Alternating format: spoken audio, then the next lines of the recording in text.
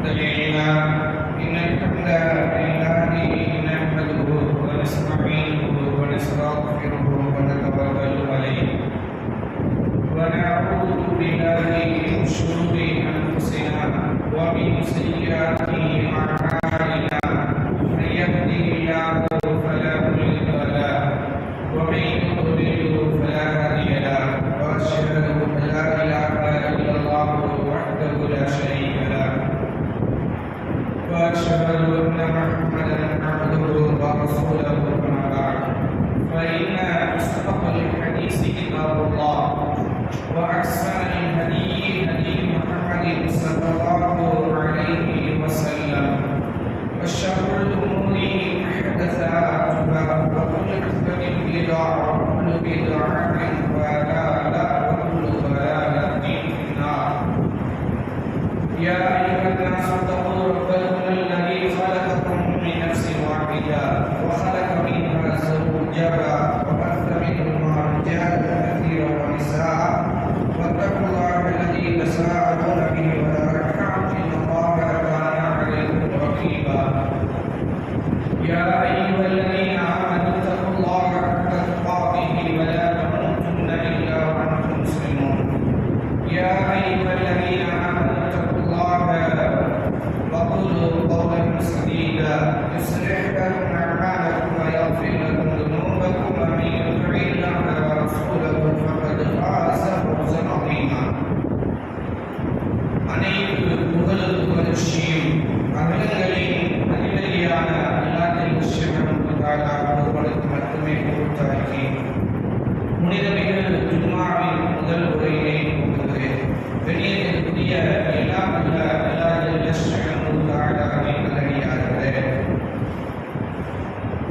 அல்லாஹ்வுடைய இந்த மார்க்கத்தை ஒரு மனிதன் ஏற்றுக்கொள்ள வேண்டும் என்றால் 6 நம்பிக்கைகளை முழுமையாக குர்ஆன் ஹதீஸிலிருந்து எவ்வாறு சொல்லப்பட்டிருக்கிறதோ அதை அப்படியே விருப்பம் இருந்தாலும் இல்லாட்டியும் மனப்பூர்வமாக ஏற்றுக்கொண்டே ஆக வேண்டும்.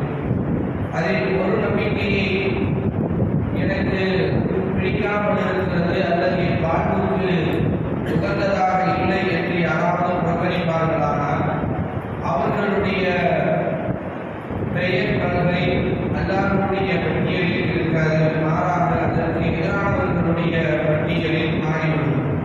ஆனால் அந்த நம்பிக்கைக்கு ஒரு நம்பிக்கை வல்பகத்தை பாடல் மௌத் மரணத்திற்கு பின் உயிர் பெற்று எழுதல் என்ற நம்பிக்கை மிக முக்கியமானது. அந்த நம்பிக்கையை விலாபரியாக திருமறை குர்ஆன் நபிகள் நாயகம் ஸல்லல்லாஹு அலைஹி வஸல்லம் அவர்கள் நமக்கு சொல்லியிருக்கிறார்கள். அதுல மிக முக்கியமாக நரகம் என்ற ஒரு தத்துவத்தை அல்லாஹ் திருமறை நெடுக விவரிக்கிறார். பெருமானார் ஸல்லல்லாஹு அலைஹி வஸல்லம் அவர்கள் தங்களுடைய வாழ்க்கையில் ஏற்படுத்த பல்வேறு சிக்கல்களை இந்த நரகத்தை கொண்டு எச்சரித்து மக்களை வழிநடத்தியிருக்கிறார்கள். அந்த நரகத்திற்கு 7 பெயர்கள் இருப்பதாக திருமறை குர்ஆன் சொல்கிறது. ஒன்று ஜஹன்னம், இரண்டாவது அஸ்ஸஈர், மூன்றாவது லகா, நான்காவது குர்தமா, ஐந்தாவது சகர், ஆறாவது காமியா, ஏழாவது ஜஹீம் ஆகிய 7 பெயர்களை திருமறை குர்ஆன் நரகத்துக்கு சொல்லுகிறது. இந்த 7 வகைகளிலும் ஒவ்வொரு வகையும் சில சில பாவங்களை சுட்டிக்காட்டி இந்த பாவங்கள் செய்தவர்கள் இந்த நரகத்துக்குரியவர்கள் என்று திருமறை பட்டியல் போடுகிறது. அந்த வகையில் நாம் சொன்ன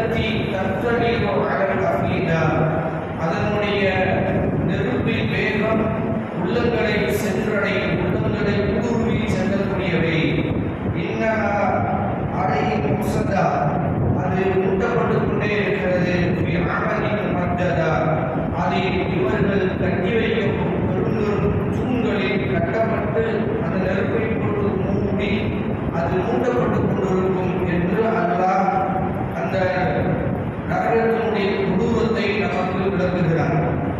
அந்த அளவுக்கு மிக மோசமான மிக கொடூரமான தண்டனைக்குரியது இந்த குற்றமாய் நரகம்.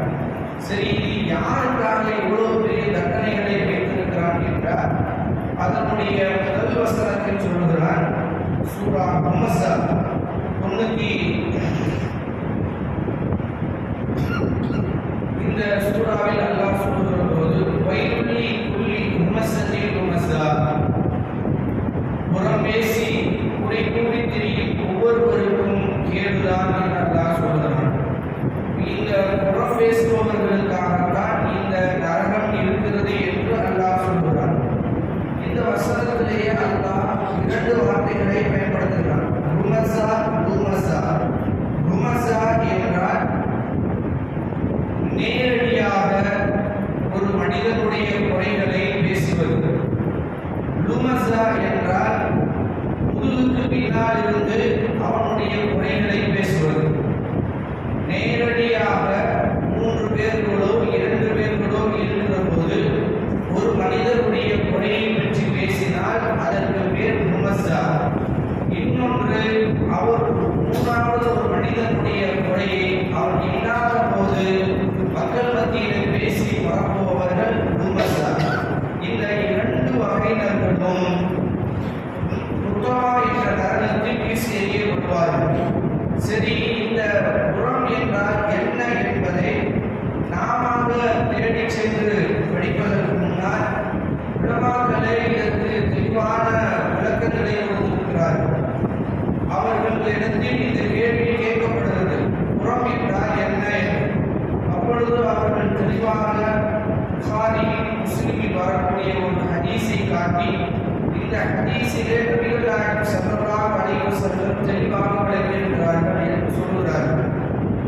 ரசூலுல்லாஹியே ஒரு மனிதர் வந்து கேட்கிறார், மல் உதைமத்து யா ரசூலுல்லாஹ், அல்லாஹ்வுடைய தூதர் அவர்களே இந்த புறம் என்றால் என்ன என்று கேட்கிறார்கள்.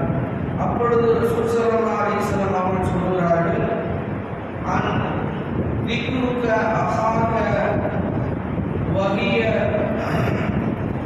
ஒரு மனிதன் அவனுடைய குறையை பேசுவது என்று சொல்கிறார்.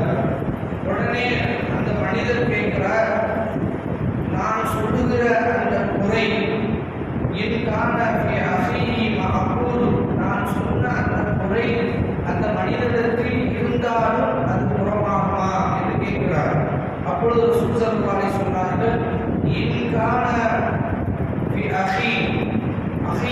உன்னுடைய சகோதரத்தின் அந்த குறை இருந்தால் பகது ஆகுபத்த, நீ புறம்பேசியவனாக மாறிவிடுகிறாய். அந்த குறை அந்த சகோதரத்தில் இல்லை என்று இருந்தால் பகது புகிதமு, அவனை பற்றி நீ அவதூறு குறிப்பிட்டார் என்று சொல்கிறார்கள். இப்ப அவதூறு கூறுவதற்கும் அவதூறு புறம் பேசுவதற்கும் உள்ள வேறுபாடு, என்னிடத்தில் இருக்கிற ஒரு குறையை இன்னொருவர் பேசினால் அது புறம், என்னிடத்தில் இல்லாத ஒரு குறையை இன்னொருவரிடத்தில் பேசினால் அது அவதூறாக போய்விடும். இப்ப இந்த செயல்ல 2 இருக்கிறது. ஒன்று, குறை என்று சொல்வது மனிதனுடைய உடல் அமைப்பிலேயே இருப்பது. குட்டையாக இருப்பார்கள், சிலர் இரட்டையாக இருப்பார்கள், சிலர்கள் குண்டாக இருப்பார்கள், சிலர் ரொம்ப ஒல்லியாக இருப்பார்கள், சிலர்கள் கலரில் மாறுபட்டு இருப்பார்கள், சிலர் உடல் உறுப்புகள் சேதப்பட்டவர்களாக இருப்பார்கள். இப்படி உடல் உறுப்புகளிலேயே குறைகள் இருக்கும்.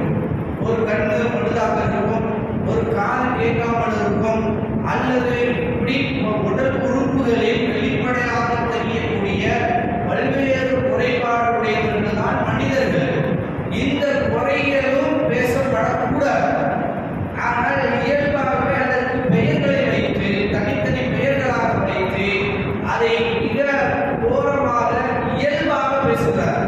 அந்த கோர வடிவங்களையே மிக இயல்பாக சர்வ சாதாரணமாக அலசி ஆராய்கிற அளவுக்கு மக்களுடைய மஷூர் அவைகள்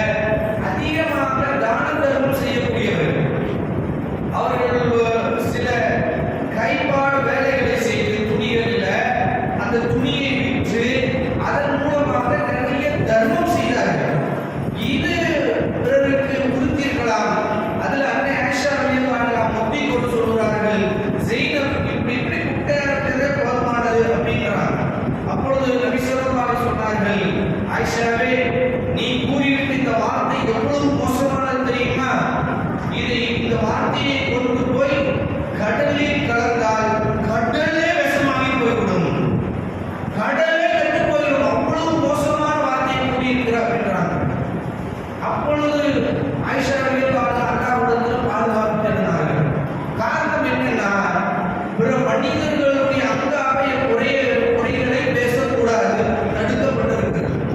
இரண்டாவது, அவர்களுடைய செயல்பாடுகளின் குறை, இதுவும் இருக்கும். ஒருத்தர் மார்க்கத்துக்கு முரணானதை ஒன்று செய்யலாம், அல்லது இயல்பாக மனித நேயத்துக்கு எதிரானதை செய்யலாம், அல்லது தடுக்கப்பட்ட காரியங்களை செய்யலாம், அல்லது மிக மிக இழிவான செயலை கூட செய்யலாம். ஆனால் எந்த செயலை செய்வதாக இருந்தாலும் ஒன்று அந்த தீமைக்கு உரியவரிடத்தில் தனிமையாக நின்றோ அல்லது நேரடியாக போய் அவரிடத்தில் அதை புரிய வைப்பதற்கு, அதிலிருந்து அவரை மீட்டெடுப்பதற்கு செய்வது, முயற்சி செய்வது புறமல்ல. இது புறம்னு சொல்லக்கூடாது, இது பேசணும். அவரிடத்துல பேசணும். போய் அது ஆட்சியாளர்களாக இருந்தாலும் சரி, எல்லோரிடத்திலும் நீங்க செய்கிற இந்த செயல்பாட்டின் குறை பெரிய பேரழிவை கொண்டு வந்து சேர்க்கும், அல்லது உங்களுக்கு நஷ்டத்தை ஏற்படுத்தும், உங்க குடும்பங்களுக்கு பெரிய குழப்பங்களை கொண்டு வந்து சேர்க்கும் என்று அந்த மனிதனிடத்தில் நேரடியா நீங்க போய் சொல்லுங்க. அப்படி சொன்னால் அது புறமாக, மாறாக அந்த குறையை இன்னொருவரிடத்தில் பேசுகிற போது அது விமர்சனத்துடன் வரும். அதே நேரத்தில் அது புறமாகும். அந்த சகோதரன் வெறுத்தார். அந்த சகோதரன் அதை வெளியே காட்டாமல் மறைத்தது அல்லாஹ்விடத்தில். அது எந்த பாவமாக இருக்கட்டும், அந்த பாவத்தை மறைத்தது அல்லாஹ்விடத்தில். அதான் அல்லாஹ் ரப்பல் ஆலமீன் நாளைக்கு மறுமையில் ஒரு சகோதரனை கூப்பிட்டு விசாரிப்பான, அடியானை கூப்பிட்டு, நீ என்னென்ன பாவங்களை எல்லாம் செஞ்சியா? ஆமா அல்லாஹ் செஞ்சேன். செஞ்சுட்டு உலகத்துக்கு மறைச்சிட்டியா? ஆமா மறைச்சுட்டே அல்லாஹ். அதே போல இன்னைக்கு அதே போல மறைக்கப்படும், யாருக்கும் தெரியாது, மூடி மறைச்சி அதை நான் மன்னிச்சுட்டேன் என்று அல்லாஹ் அந்த பாவத்தை மறைப்பதோடு மட்டுமில்லாமல் மன்னிச்சு அவனை சொர்க்கத்துக்குரியவனாக மாற்றுகிறார். அப்படிப்பட்ட ஒரு அல்லாஹ் ரப்பல் ஆலமீன் வெறுக்கிற அந்த பாவத்தை பிறருக்கு தெரியும்படியாக செய்யக்கூடாது. ஒருவேளை செஞ்சால் அதை சொல்லவும் கூடாது. சரி, தெரிஞ்சிருச்சு, இப்ப என்ன செய்வது? ஒருத்தர் எல்லாம் மீறான், ஆபாசத்தை பார்த்துட்டான், நான் பார்த்துட்டேன். ஏன் கடமை என்ன? மொபைல்ல ஆபாசம் பார்த்தது அவனுக்கும் அல்லாஹ்வுக்கும் உரியது, அல்லது தொழாமல் தூங்கியது அவனுக்கும் அல்லாஹ்வுக்கும் உரியது. அப்படி எல்லா பாவங்களையும் அவன் ஏதோ ஒரு வகையில் செஞ்சு முடிச்சுட்டான். ஆனால் பிறரிடத்திலிருந்து மறைச்சிட்டான். ஆனா ஏன் ஒருத்தருக்கு தெரிஞ்சு போச்சு. இவர் என்ன செய்யணும் என்றால், அல்லாஹ்வுடைய தூதர் ஸல்லல்லாஹு அலைஹி வஸல்லம் சொல்கிறார்கள், மன் சத்ர அஹா முஸ்லிமன், யார் ஒரு முஸ்லிமுடைய குறையை மறைக்கிறார்களோ, சத்ரஹுல்லாஹு தம்பன் யௌமல் கியாமா, கியாமத் நாளில் அவனுடைய பாவத்தை அல்லாஹ் மறைப்பான். ஆபாசத்தை ஒருத்தர் பார்த்துட்டான்னா இவன் மூலமாக அல்லாஹ் நமக்கு என்ன செய்தி சொல்றான்னா, ஒருவேளை நாம ஏதோ ஒரு காலத்தில் அந்த தப்பு செய்திருந்தாலும் அது நம்முடைய மனைவிக்கு தெரிந்தால், நம் சகோதரிக்கு தெரிந்தால், நம்முடைய தாய்க்கு தெரிந்தால், நம்முடைய உற்றார் உறவினருக்கு தெரிந்தால் எவ்வளவு மன வருத்தமும் கஷ்டமும் அவமானம் வந்து சேருமோ, அதெல்லாம் நினைத்து உள்ள வருத்துகிற போது அல்லாஹ் சொல்லுகிறான், அவனுக்கு பார்த்துட்டியா, அதை மறைச்சிடு. மறைச்சிட்டா இப்போ நீ செஞ்சிருந்த இல்ல, அதை அல்லாஹ் மறைச்சிருவான். கியாமத்துனால எல்லாம் வெளியில வருகிற போது இது வெளியில வராது, அல்லாஹ் பூமி மறைச்சி உன் கண்ணியத்தை பாதுகாத்துருவான். நான் செஞ்ச பாவம் என்னோட முடிஞ்சிருச்சு, என்னுடைய உறவுகளுக்கு கூட தெரியாத அளவுக்கு அல்லாஹ் மறைச்சானே, இவ்வளவு பெரிய பாக்கியத்தை அல்லாஹ் கொடுக்கிறான். ஆனா நாம ரொம்ப கேர்லெஸ்ஸாக அவனை அவமானப்படுத்துறதாக நினைத்துக் கொண்டு நாம வெளிப்படுத்துகிறோம். இப்ப அல்லாஹ் என்ன செய்யலாம்? வெளிப்படுத்தினவனை கூப்பிட்டு, யார் பிற முஸ்லிம்களுடைய குறைகளை தேடி தேடி அடைய ஆரம்பிக்கிறார்களோ, அல்லாஹ் அங்கேயே ரசூல் ஸல்லல்லாஹு அலைஹி வஸல்லம் வெளிவர போறாங்க.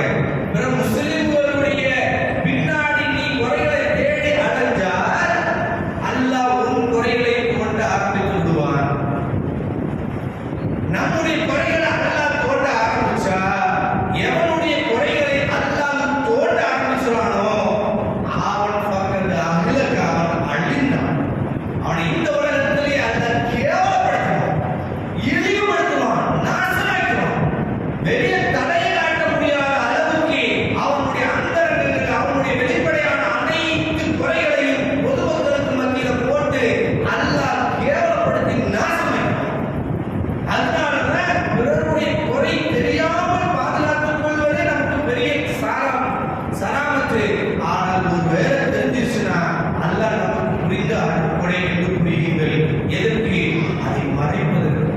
அல்லாஹ்விடத்தில் கேளுங்கள், இறைவா என்னுடைய குறையை, பிறருடைய குறையை நான் கண்டால் அதை மறைக்கக்கூடிய வைராக்கியத்தை எனக்கு கொடு. ஆனால் நான் அவ்வளோ சீக்கிரம் கூடாது. தெரியாத வரைக்கும் பிரச்சனை இருக்காது. தெரிஞ்சிருச்சுன்னு வைங்களேன், ஏதோ ஒரு இடத்துல அதை போட்டு பேசி ரசிக்கிறதுக்கு தான் அந்த நாவுக்கு ருசி. அதனாலதான் உஸ்மான் இப்னு அஃபான் ரலியல்லாஹு அவர்களுடைய கொலையில் சில சஹாபாக்களே சந்தேகப்பட்டார்கள். எதிரிகள் அதையே மையப்படுத்தி பிரச்சாரம் பண்ணார்கள்.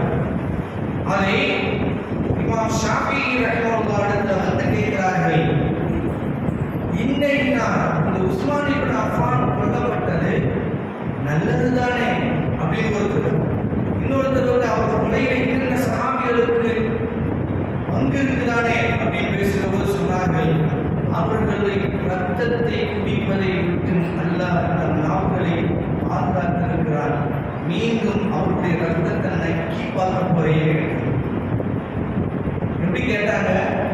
மீண்டும் அவனுடைய ரத்தத்தை நக்கி டேஸ்ட் பார்க்க போற பத்தியா ஒரு நாக்கு எவ்வளவு அருவருப்பானது என்பதை இலக்கியமாக சொன்னார்கள். பிறருடைய குறையை பேசுகிற போது யோசியுங்கள், அவனுடைய ரத்தத்தை நாக்கு சுவைக்க பார்க்கிறது, அவனுடைய கனியை நாக்கு சுவைக்க பார்க்கிறது. இந்த நாக்கு கேடு கெட்டது என்பதை உணர்த்துங்கள். அல்லாஹ்விடத்தில் கேளுங்கள், இறைவா எங்கள் யாருடைய குறையை எங்களிடத்தில் காட்டியிருந்தால் அதை மறைக்கக்கூடிய வைராக்கியத்தை எங்களுக்கு கொடு. எங்களுடைய குறைகளை யாருக்கும் தெரியாமல் மறைத்து எங்களை மன்னித்துவிடு என்று அல்லாஹ்விடத்தில் கெஞ்சுங்கள்.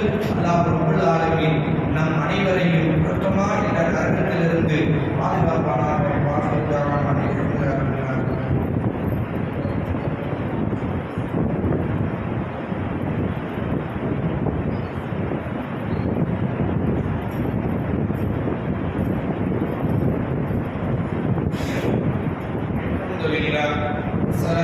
والسلام على رسول الله وعلى آله وصحبه أجمعين ومن تبعهم بإحسان إلى يوم الدين.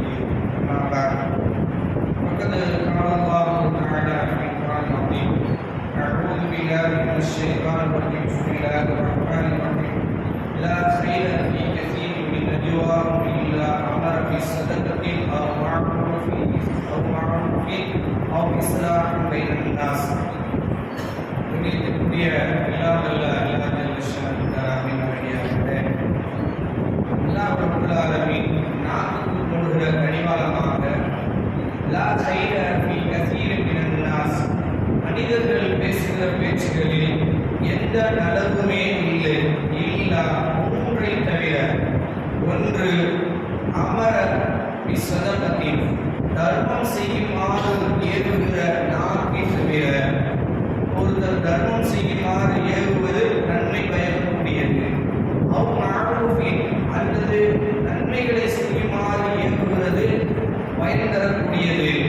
மூன்றாவது, அவ் இஸ்லாஹ் பைனன் நாஸ், மனிதர்களுக்கு மத்தியிலே இணக்கத்தை ஏற்படுத்துவதற்காக பேசுகிற பேச்சு. இந்த மூன்று பேச்சுகளை தவிர மற்ற பெரும்பாலான பேச்சுக்கள் மனிதர்களுக்கு எந்த நன்மையை கொண்டு வந்து சேர்ப்பதில்லை என்று அல்லாஹ் சொல்லுகிறார்.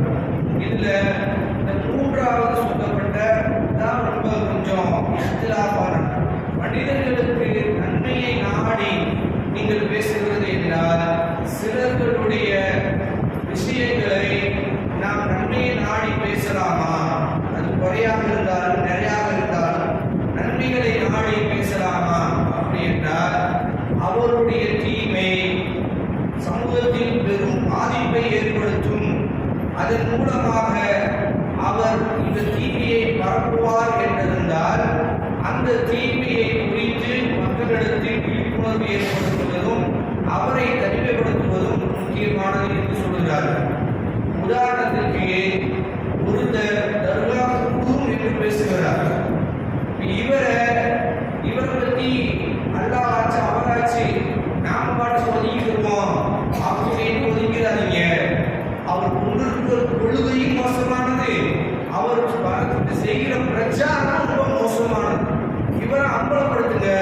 ஏன்? இவர் மூலமாக நிரந்தர நரகத்துக்குரியவர்களாக நிறைய பேர் போயிடுவாங்க.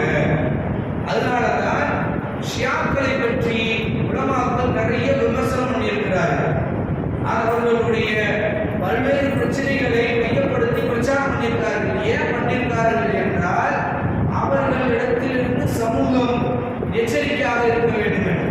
இன்னொன்று ஹதீஸ்களை அறிவிக்கக்கூடியவர்களுடைய குறைகளை சில நேரங்களில் அதான் பலவீனமான ஹதீஸ் நம்ம சொல்றோம்.